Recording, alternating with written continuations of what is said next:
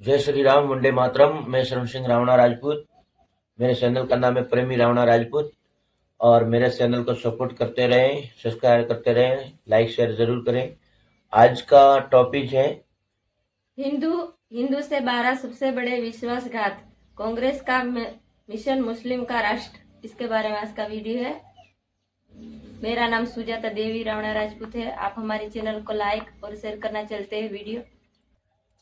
दोस्तों। तो आज हम ये बता रहे हैं आपको कि हिंदू से 12 सबसे बड़े विश्वासघात, कांग्रेस का मिशन मुस्लिम राष्ट्र। ठीक है ना। इस वीडियो में क्या है, तो अब वीडियो करते हैं चालू। ठीक है ना, करते हैं चालू।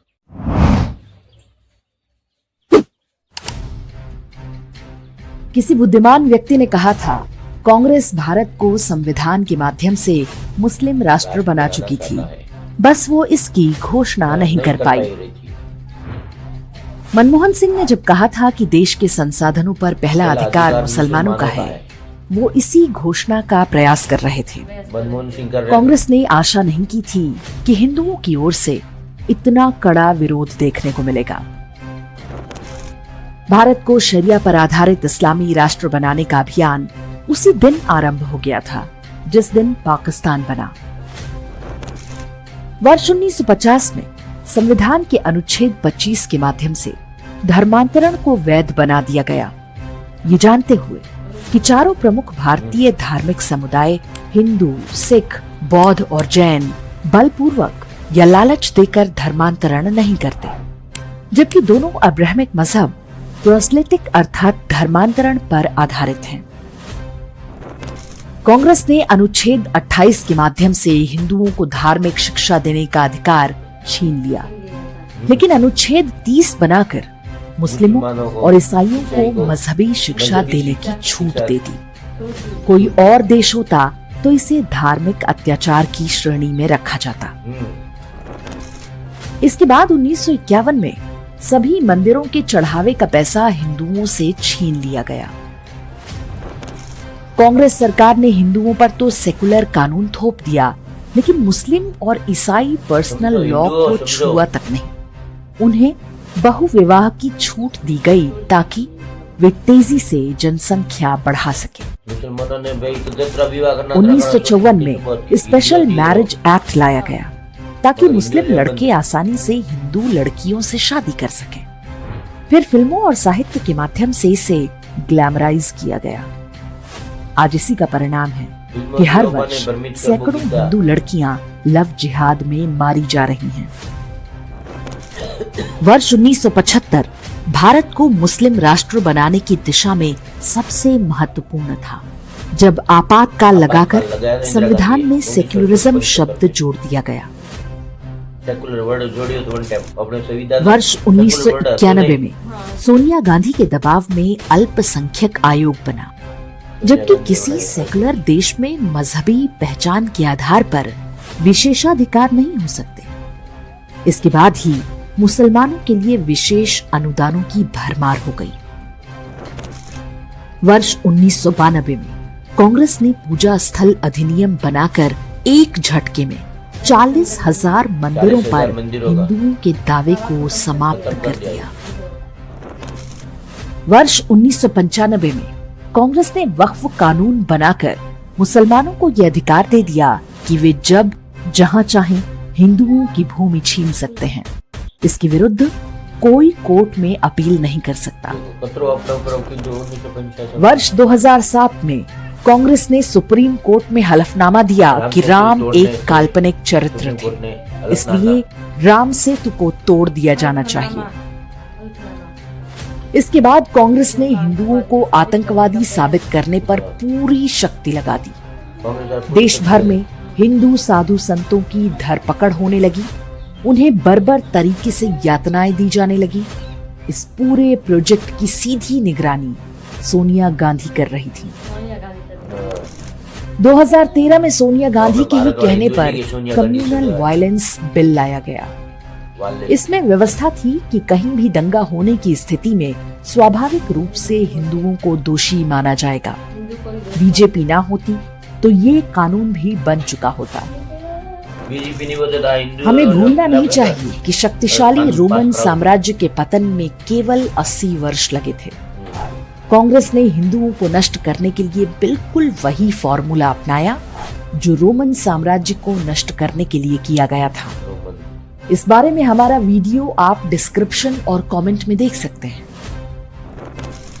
ये कांग्रेस का दुस्साहस है कि उसने 2024 के चुनावी घोषणा पत्र में लिखा है कि वो हिंदुओं का धन लेकर मुसलमानों में उनका पुनर्वितरण करेगी।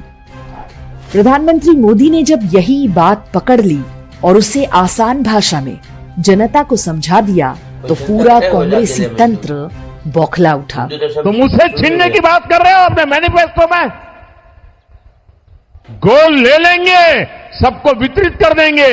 और पहले जब उनकी सरकार थी उन्होंने कहा था कि देश की संपत्ति पर पहला अधिकार मुसलमानों का। इसका मतलब ये संपत्ति इकट्ठी करके किसको बांटेंगे? ज्यादा बच्चे वालों को। जिनके ज्यादा बच्चे हैं उनको बांटेंगे। ज्यादा बच्चे कुछ के मुसलमानों के, घुसपैठियों को बांटेंगे। क्या आपकी मेहनत की कमाई का पैसा घुसपैठियों को दिया जाएगा? नहीं। आपको मंजूर है ये? नहीं। ये कांग्रेस का मैनिफेस्टो कह रहा है कि वो माताओं बहनों का सोने का हिसाब करेंगे, उसकी जड़ती करेंगे, जानकारी लेंगे और फिर उस संपत्ति को बांट देंगे। मनमोहन सिंह ने बिना कारण ही नहीं कहा था कि देश के संसाधनों पर पहला अधिकार मुसलमानों का है। वे और उनकी पार्टी इसी नीति पर लंबे समय से काम कर रहे थे। We need to be revitalized. We will have to devise innovative plans to ensure that minorities, particularly the Muslim minority, are empowered to share equitably in the fruits of development. They must have the first claim on our resources. Congress कोई चुनाव हारती है या जीतती है, ये बहुत महत्वपूर्ण नहीं है। सोचने वाली बात है कि इतने दशकों से देश में क्या चल रहा था। यदि कांग्रेस छोड़ रहा हर नेता यही कह रहा है कि ये पार्टी हिंदुओं से घृणा करती है, तो ये संयोग मात्र नहीं हो सकता। प्रधानमंत्री मोदी ने पहली बार इस विषय पर खुलकर बोला है। हम समझ सकते हैं कि प्रधानमंत्री के रूप में वे ढेरों मर्यादाओं से बंधे हैं, लेकिन उन्हें भी पता होना चाहिए कि दुष्टों के सामने मर्यादाओं का पालन आत्मघाती होता है। सही बात है। अब ये प्रधानमंत्री मोदी का उत्तरदायित्व है कि वे सनातन धर्म को नष्ट करने और भारत को मुस्लिम राष्ट्र बनाने के प्रयासों को जड़ से उखाड़ फेंकने का काम करेंगे।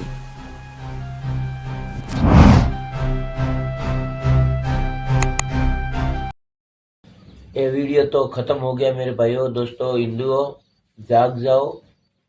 70 साल से हम हिंदू लोग तो सो रहे थे, हमको तो मालूम ही नहीं पड़ता था संविधान क्या चीज है। ठीक है ना। 2014 के बाद जो भाजपा आई ना, तब मालूम पड़ा कि संविधान क्या चीज है। और वक्त रहते सुधर जाओ, वक्त बाद में पछताओगे। हाँ, वक्त रहते सुधर जाओ। अगर आपने कुछ मतभेद है किसी नेता से तो वो रहने दे अभी। ठीक है ना। जो भी हो, मगर ऊपर देखना है कि अंदर में कौन है। ठीक है ना। भाजपा है ना, वो देखना है। और जैसे मुसलमानों का तो मालूम है, जो भारत में जो और दूसरे के लिए लाया था जो कानून 28 से, ठीक है ना। इसमें धार्मिकों के लिए तो पढ़ाई जरूरी कर दी, मगर सन 30 अनुच्छेद में हमारे हिंदुओं के लिए तो पढ़ाई करवा दी बैन। ठीक है ना। बंद करवा दी, हमको कोई ताकत नहीं दिया। और हमारे भारत में बंटवारा हुआ हिंदू मुस्लिम के आधार पे, तो भारत में ही रहकर हिंदुओं के लिए कुछ भी नहीं, तो मतलब इसमें क्या घोटाले थे जानो मेरे भाई। मुस्लिम को ही मिला, हिंदू अभी भी प्रताड़ित हैं। पाकिस्तान में भी प्रताड़ित, बांग्लादेश में भी प्रताड़ित और अफगानिस्तान में भी प्रताड़ित, और भारत में तो हम प्रताड़ित है ही। हिंदुओं का देश होते हुए भी हम हिंदू नहीं। और इंदिरा गांधी ने जैसे बोलते ना, हम मकान बनाते ये पहले से पत्थर रखते, एक तो इंदिरा गांधी ने पहले ही रख दिया था, ठीक है ना, 1975 में, ठीक है ना। तो आप धीरे धीरे तत्कालीन वो लगा दिया था आपातकालीन। तो देखो इसमें क्या क्या हुआ था, क्या नहीं हुआ। मोदी ऐसे ही नहीं बोल रहा था, ठीक है ना। और बाद में ये हमारा 30 सिंधु से क्या है उसको बोलते हैं, मेरे को इतना नॉलेज नहीं है, ठीक है ना। मगर आप भी समझो इस बात को और बताते रहें और हिंदुओं को जागृत करते रहें कि अभी भाजपा नहीं तो कोई नहीं। और मेरे को तो ये लगता है, आपको जो भी विचार है आपकी कमेंट में आप लिखें, लिख के बता सकते हैं। हाँ। और जो एक बार अभी कांग्रेस आ गई तो समझ लो कि मोदी ने जितना भी धन दौलत इकट्ठा किया भारत में, सोने की चिड़िया बनाने की कोशिश कर रहा है, वो सब नष्ट हो जाएगी। और हिंदू भारत में भी प्रताड़ित हो जाएंगे। अभी तो प्रताड़ित है, ठीक है ना, इतने 70 साल से, तो और भी प्रताड़ित हो जाएंगे, बुरे हाल से हो जाएंगे। हाँ, और हम सहन भी नहीं कर पाएंगे। समझ लो मेरे भाई, भारत में हो गया था, जम्मू कश्मीर में, बांग्लादेश में हो गया, पाकिस्तान में हो गया, अफगानिस्तान में भी हो गया और श्रीलंका में भी हो गया। अभी तो आंखें खोलो, अभी आंखें नहीं खोलेंगे तो कब खोलेंगे। हम जातिवादी में बटे रहेंगे, हमको तोड़ेंगे ये नेता लोग, तोड़ेंगे, जातिवादी में बटेंगे नेता लोग, ऐसे फायदा लेंगे, ठीक है ना। बाद में बांग्लादेश में क्या हुआ, नेता लोगों को भी धमकी दे दे के उनको भी इस्तीफा दिया, कर्मचारी को भी इस्तीफा दिया। तो ऐसा ही हाल होने वाला है। आप बोलते हैं कि मैं पद पे हूँ, मैं वो पे हूँ, कुछ नहीं होने वाला भाई मेरे बाद, ठीक है ना। आपको ऐसे ही बोलेंगे, निकल यहाँ से, निकल निकल निकल, ठीक है ना। और अभी वक्फ बोर्ड का चल रहा है, तो वक्फ बोर्ड में भी देखो क्या लिखा हुआ है कि धीरे धीरे धीरे संपत्ति भारत की एक कब्जे में चली जाए। तो बाद में आप क्या करोगे। इसमें लिखा है कि क्या बोला गया है कि हिंदुओं के पास जो भी संपत्ति है वो एक बार वक्फ बोर्ड हाथ डाल दे, जब्त हो जाएगी, जब्त हो जाएगी, वो बाद में कुछ नहीं हिंदू कर सकता। हाँ, तो इसमें आप ध्यान दें और मेरे चैनल को सपोर्ट करें और मेरे लाइक और शेयर करें। और जो भी आपको बोलना है तो कमेंट में लिख के बता सकते हो। और अब वीडियो कैसा लगा वे भी कमेंट में लिख के बता सकते हो। और नए ब्लॉग के साथ अगले वीडियो में हम मिलते हैं।